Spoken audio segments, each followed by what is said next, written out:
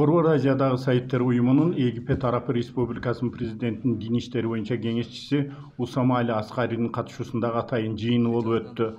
Ага аталган уюмдун Өзбекстандагы өкүлү Саид Муталип Акбаров, Туркиядагы Сайыттерден өкүлдөр жана расмий коноктор чакырылды. Жыйында Борбор Азиядагы Сайыттар уюмунун жетекчисинин тең төрагасы Умар Жайчиев келечекте курула турган Сайыттар ордосунун планы менен тааныштырды. Жайчиевдин сөзүнө караганда Сайыттар ордосу башкы 5 имараттан турат жана ал Бишкектин чет жакасындагы 5 гектар жерге түптөлөт.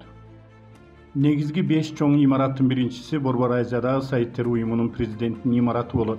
Ал эми экинчиси дүйнө жүзү боюнча Сайыттар биримдигинин жетекчиси Али Сейид Махмуд Али Шарифтин касыры.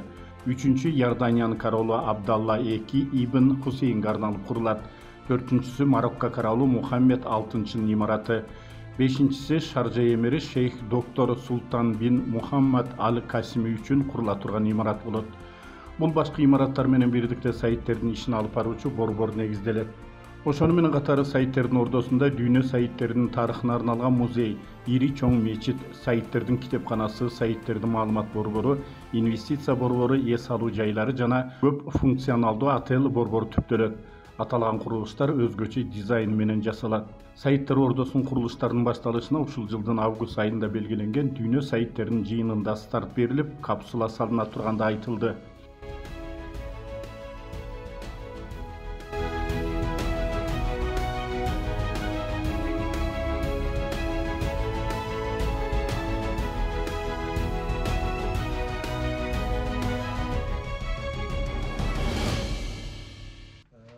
Андан соң жыйындын дагы бир маанилүү бөлүгү санжыралар менен таанышуу болду. Анда эң алды менен Борбор Азиядагы Сайыттар уюмунун Өзбекстандагы өкүлү Саид Муталип Акбаров Өзбекстандагы пайгамбарыбыздын урпактары тууралуу кенен маалымат берди.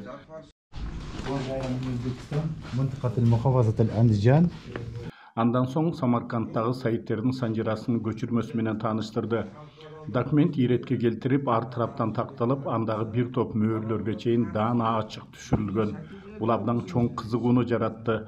Ага кошумча атайын сертификат да алынып келинген. Бисмилlah.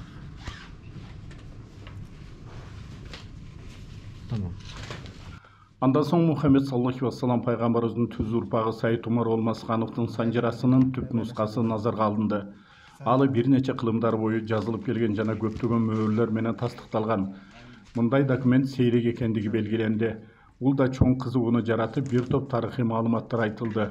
Дүйнөлүк анализде бул жерде бир печат бар экен. Ол печатка бүгүнкү күндө канча 850 жыл мурдагы адамдын печаты бар экен. Муну тактап чыгышты.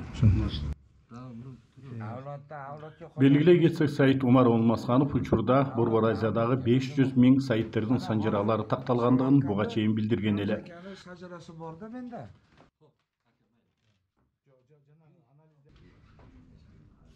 Жыйындын соңунда Борбор Азиядагы Сайыттар уюму тарабынан жасалып жаткан иштерге жана пайгамбарыбыздын урпактарына дуа кылынды.